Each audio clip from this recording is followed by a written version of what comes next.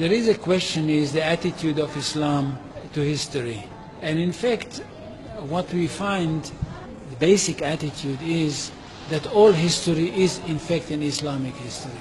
That means that all the major figures of history basically are Muslims. From Adam down to our own time.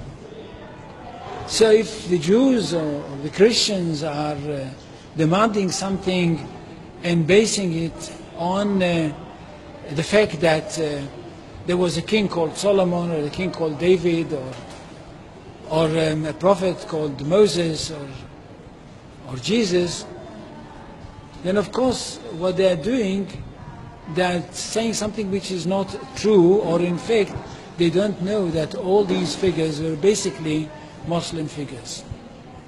They were, in fact, since the creation of the world there is only one religion, and this is the religion of Islam. So if anybody says, look, there is a place which is connected with Solomon, and that's the place where the Temple of Solomon stood, a true Muslim would tell you, yes, absolutely right, but don't forget that Solomon was a Muslim, and David was a Muslim, and Abraham was a Muslim, and Isaac was a Muslim, and Jesus was a Muslim. This is what I mean by the Islamization of history.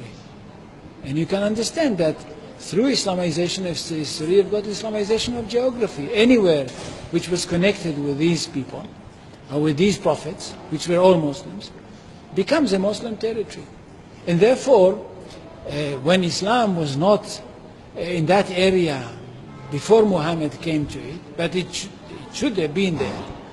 In that area, I mean in the Middle East or other parts outside the Middle East, which are now Muslim parts.